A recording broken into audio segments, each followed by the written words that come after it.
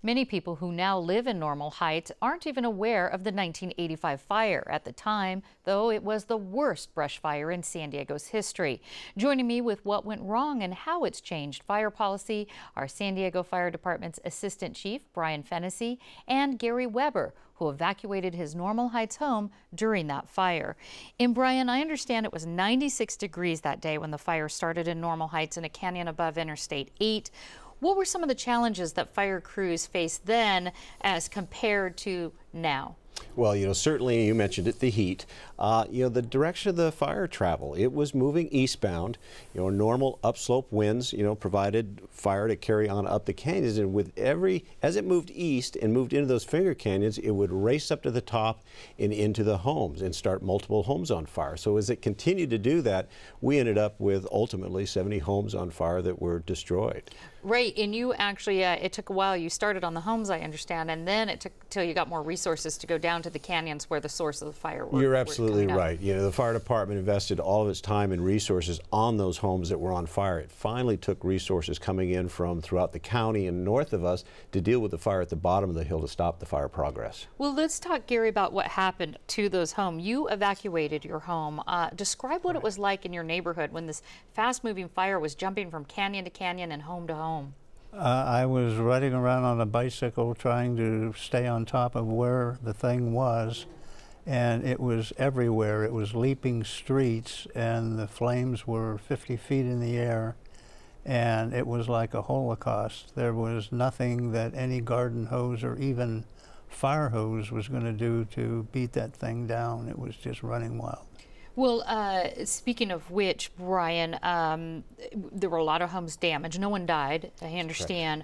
But one of the reasons you brought up is these garden hoses weren't working. People were trying to water down their houses. What was the situation there with the water pressure? This morning I talked with a now retired division chief that was at that fire, and he said one of the big challenges was because we had so much equipment, so many fire engines up at the top where the homes were burning, they were all connected to the fire hydrants, and water supply was an issue. Those water mains at the time were 6 inches, and so literally you've got everybody trying to draw that water, which affected the neighborhoods and the community from using the garden hoses. So what's it like now then because of that? Well, there are routine tests that the fire companies do on the hydrants. My understanding is that those water mains have been replaced. Water supply is no longer an issue.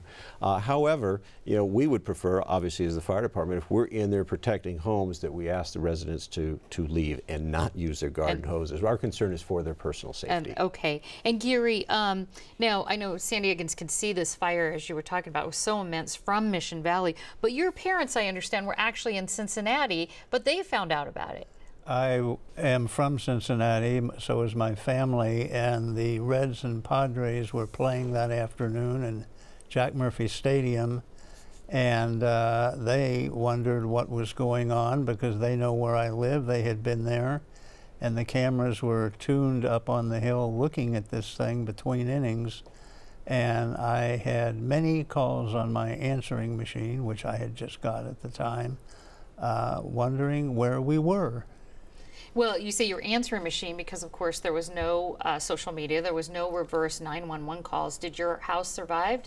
Was everyone okay? Our house was fine. The airdrops got in around 6 o'clock in the evening, I think, just as it was approaching our canyon, and knocked it down. So we were covered in soot and digging out from ash forever, but our house was left alone.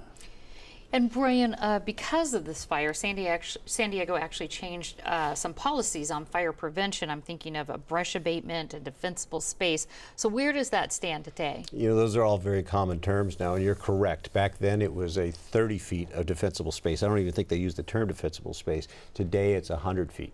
And we do inspections all over the city like we'd never done prior to that. And does the fire department do brush abatement then still? We will still, the fire department goes and identifies the parcels that need the work to be done. Parks and Rec, then Parks and Recreation, then goes ahead and either contracts or has nonprofits do the actual work for the property that the city is responsible. All right. Well, Assistant Fire Chief Brian Fennessy and Gary Weber, thank you so much. Thank you. Thank you.